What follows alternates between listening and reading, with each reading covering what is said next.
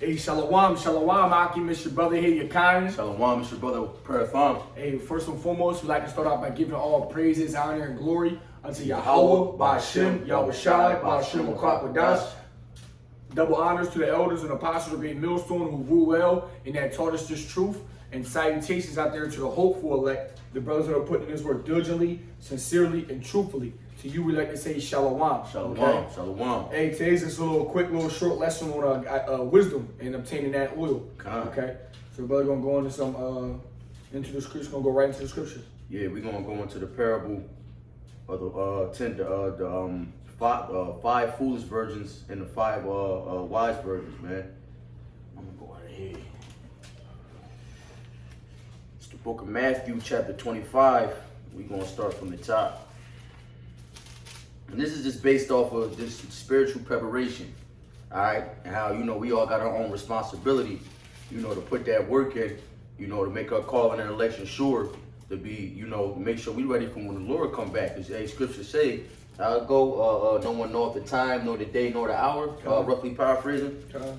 All right, so this is the book of Matthew, chapter 25, starting from 1. It says, then shall the kingdom of heaven be likened unto 10 virgins. All right, them 10 virgins going into men that haven't been defiled with these worldly philosophies, doctrines. Okay, these fucking religions. All right, scriptures say that the gods of the nations are idols, man. It's not talking about a virgin not having sex. Okay, it's talking about like the brother said. All right, because scriptures talk about being renewed by the renewing of your mind. Okay, so when you first come into this truth and you're being renewed, you're being refurbished. You're being brought back new. Right? You're putting off that old man and becoming the man that you were supposed to be, that Yahweh Yahushua ordained you to be. That's so right. now we have become likened unto virgins because our mind is fresh now. Our mind is aware. We understand what the truth is, and we're putting off them lies that we were taught in the world every day and becoming better and newer. I am getting refined through that fire, so we become sharper and shinier like gold, man. That's right. Hey, these virgins are young. We young in this truth. You know what I mean? Age ain't really got nothing to do with it, man.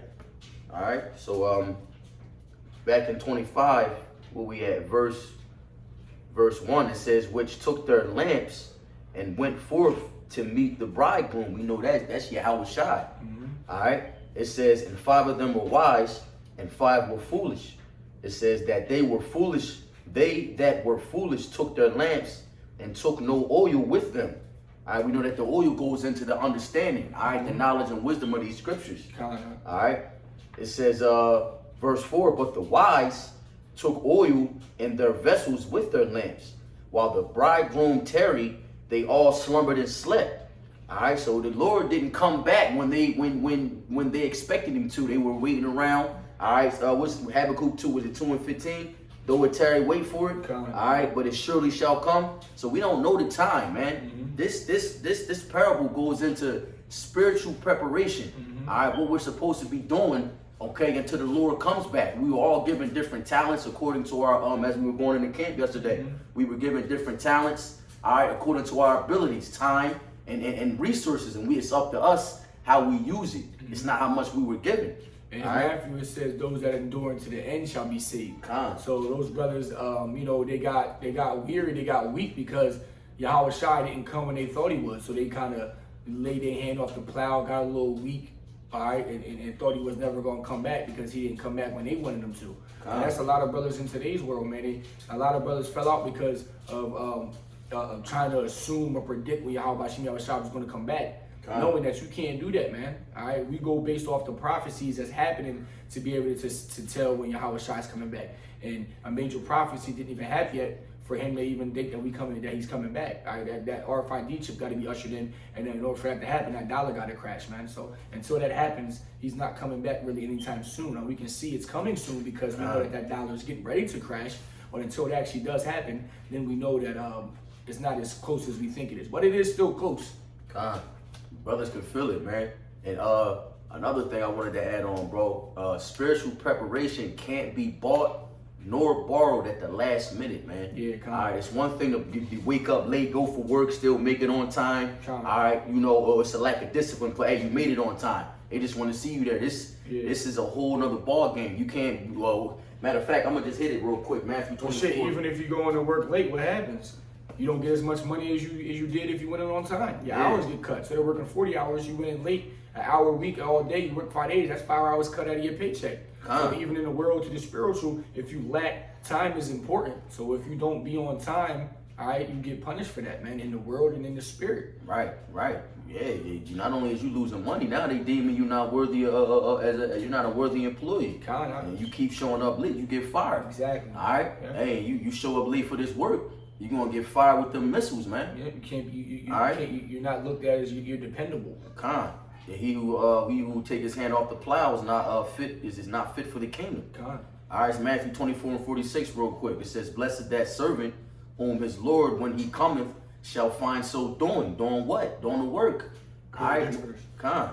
It says, verse 47, "Verily I say unto you, that he shall make him rule over all his goods."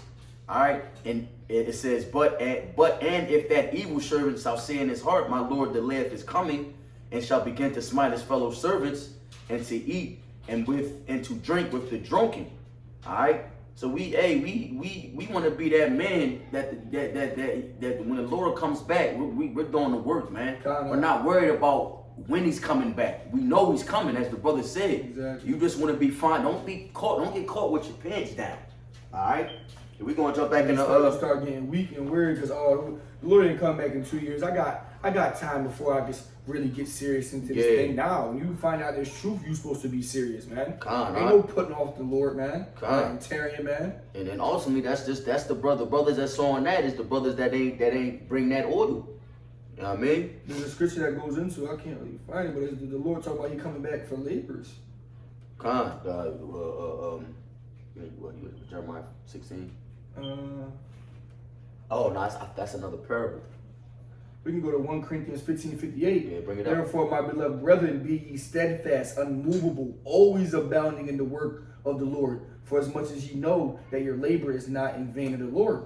So it might be some days you feel like, hey, brother's challenge might get clipped. You might feel like you preaching to the wind. You might go out to the highways and byways. It might be cold. It might be rainy. People might not really be out there as much. But all those that spiritual, we still getting that spiritual bank account getting popping, man. Just because nobody's out there to really preach the word to you don't mean that the Lord is taking that in vain. Because it still shows your commitment and dedication to Yahweh Shem Yahushai, man. Whether anybody's listening or whether we preaching into the winds, man, it means something to Yahweh Shem Yahushai. It shows our faith. You talking about this? I had that one. You already had it. I'm gonna just hit it. This is Matthew 9:37 and verse 38. It says, "Then said he unto his disciples," right to the point. It says, "The harvest is truly plenteous, but the laborers are few." Meaning there's a lot of work to be done. All right. But there's not many laborers, man. Hey, the elect is only of 144,000. All right. So hey, out of 8 billion, that's few. Okay, it's going to be a lot of killing. All right, verse 38, pray ye therefore the Lord of the harvest, that he will send forth laborers into his harvest. And that's what he did, man. All right, through the spirit power of Yahweh Shem Yahushai, he put the spirit on the elders, okay? And there came forth the many laborers, all these brothers doing the work. All right, hey, brothers believe soon that door is about to be closed. The elect are about to be sealed, man. We still got a few prophecies that need to come to pass, but hey, we getting close, man. You got something? Let me bring this out. John 4:38. "I sent you to reap that wherein you bestowed no labor. Other men labored, and you were entered into their labors." Oh, yeah. So if you think about it like track, like the 4x1, we just passing the baton on. That's beautiful. That's all that it is that we doing. Yahweh Shai started the race, and we just passing the race on. Keep it going. The elders on before us, and the elders on before them, and so on and so forth. Well, all we doing is entering into other man's works, and they might have died, they might have whatever, and we just continuing on from there. And just passing the baton, keeping it moving, keeping it moving, keeping it moving, keeping it moving. So the race never dies down unless you quit or stop, man. But the race is forever going, man. That's beautiful. Like the rabbit and a tortoise. Yeah, yup. You know what I mean? You can't get too, that's what it is. You can't get too, you know what I'm saying, complacent in this truth where you feel like you so ahead that you start to throttle it down or dwindle it down, and eventually you fucking stop and fall asleep. The rabbit did, he fell asleep because he was so far ahead that the turtle was never going to catch. But if you know one thing about this truth, it's about endurance, man. All right, and the turtle head, although he wasn't the fastest, he never stopped. All right, and it's something that it's a difference between moving and progression. You can move but not get nowhere. That's right. I mean, you can run in place as fast as you can, but you're still in place. Right. Rather than moving, you might not be as fast, but you're never stopping, but you're getting progression from it. That's right. That's beautiful, because that's that John 4:38, right? It's going into the elect brothers that died doing this work. All right. Okay. They're not going to be able to reap. They're going to be able to reap that. They're going to be able to reap what they've sown in the kingdom. Exactly. Okay. But until then, the brothers that's the hopeful elect that's still here, man. All right, we picking up where they left off. Okay, because ultimately, all the brothers, Lord willing, all the brothers make it, man. All the brothers endure to the end. So we're gonna jump back into Matthew 25. It says in verse 5, it says, "But the bridegroom tarried, and they all slumbered and slept.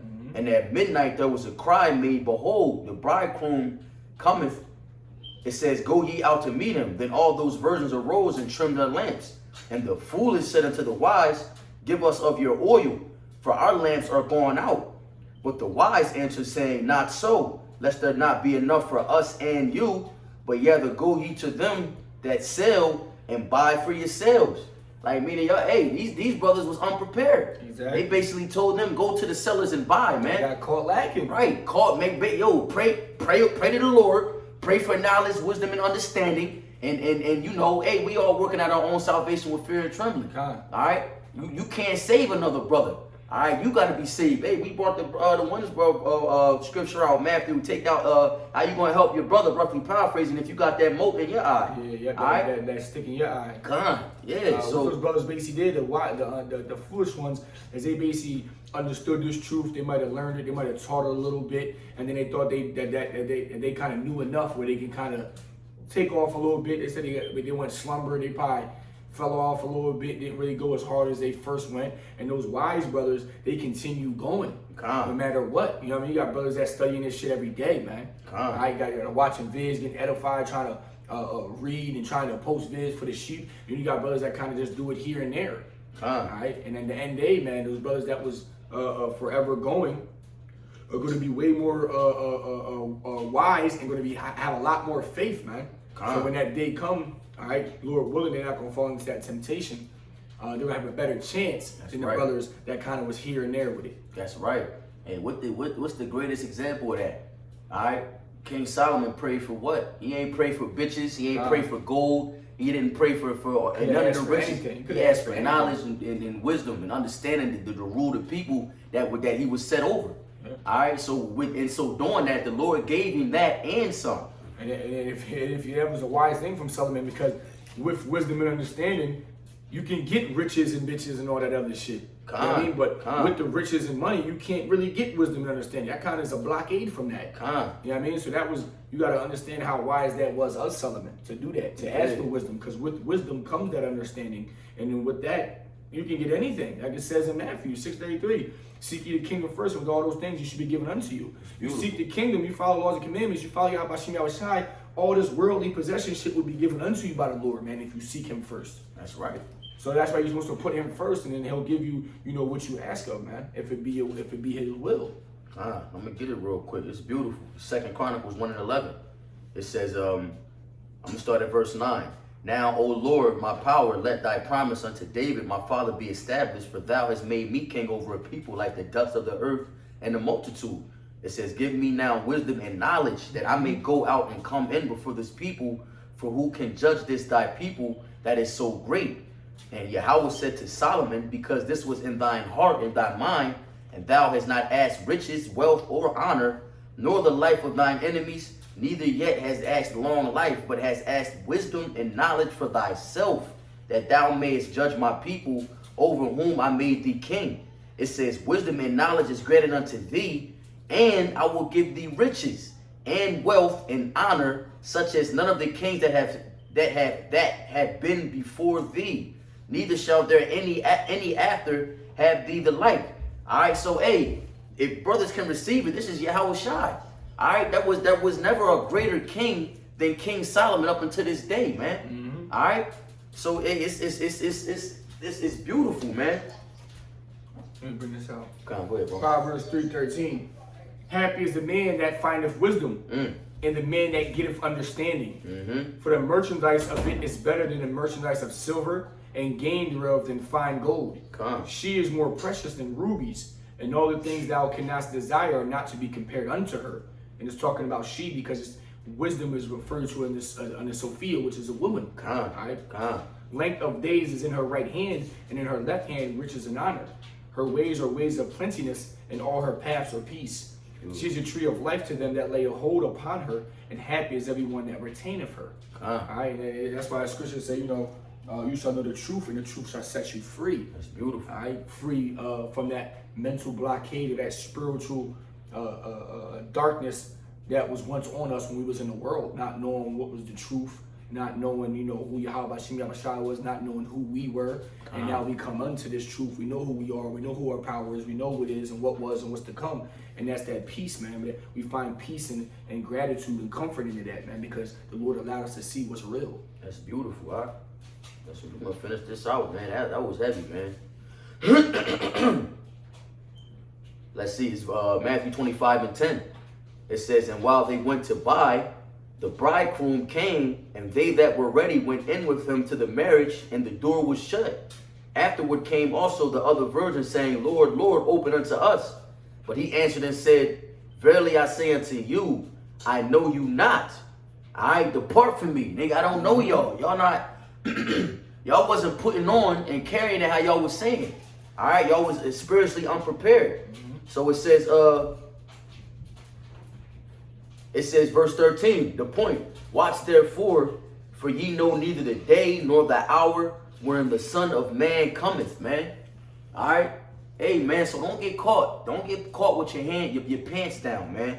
All right, we supposed to stay true to this until the Lord come back. He gave us a task. All right, it's only right that we complete that mission. Okay? Stay true to this, not new to this. Not new to this. That's right. Ephesians 5:15. See then that ye walk circumspectly, not as fools, but as wise, redeeming the time because the days are evil. Wherefore be ye not unwise, but understanding what the will of the Lord is.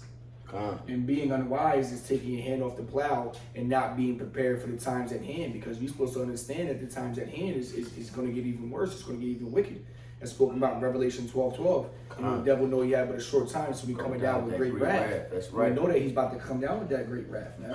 And the Lord's coming like a thief in the night, man. All right. Proverbs 19:20.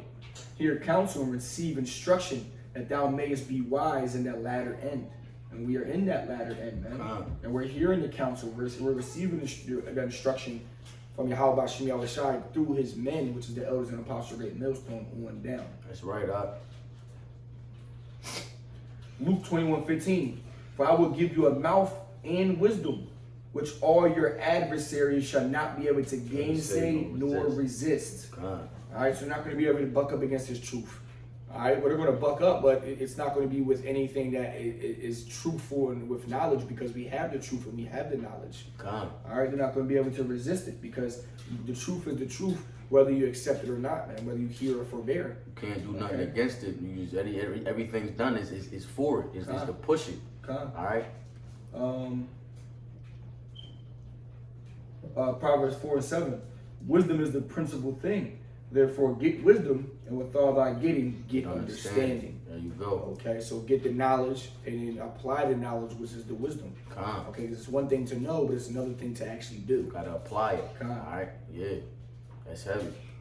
Hey, so with that, we like to just give all praises, honor, and glory to Yahweh, Ba'ashem, Yahushai, Ba'ashem, B'Kawadash. Double honors to the elders and apostles, great millstone who grew well and that taught me this truth. And salutations out there to the hopeful elect. The brothers are putting this work diligently, sincerely, and truthfully. So you would like to say Shalom. Shalom.